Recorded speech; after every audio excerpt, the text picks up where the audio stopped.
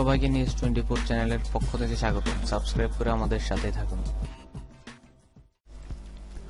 কাতারের সঙ্গে সকল ধরনের সম্পর্ক ছিন্ন করার এক সপ্তাহের মাথায় অন্য কথা বলছে সৌদি আরব।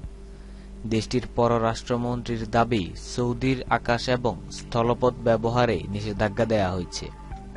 কাতারের উপর কোনো অবরোধ আরোপ করা হয়নি। ওয়াশিংটনে স্থানীয় সময় মঙ্গলবার যুক্তরাষ্ট্রের পররাষ্ট্রমন্ত্রী রেক্স টিলারসনের সঙ্গে বৈঠকে সৌদি পররাষ্ট্রমন্ত্রী আদেল আল জুবেইর এ কথা বলেন খবর বার্তা সংস্থা এএফপির।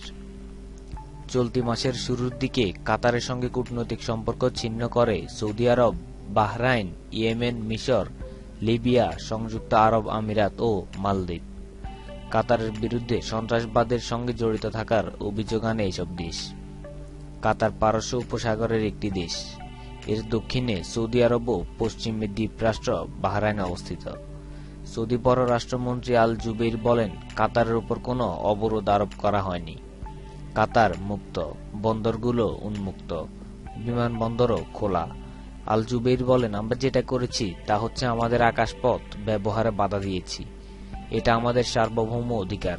তিনি জানান, কাতার এয়ারওয়েজ বা কাতারের কোনো এয়ারলাইন্স সৌদির আকাশ ব্যবহার করার ক্ষেত্রে ওই সীমাবদ্ধতা থাকবে। আল জুবেইর বলেন, কাতারের সমুদ্র বন্দরগুলো খোলা, সেখানে কোনো অবরোধ নেই। কাতার যে কোনো জায়গায় পণ্য পাঠাতে পারে, কেবল আমাদের জলসীমানা ব্যবহার করতে পারবে না।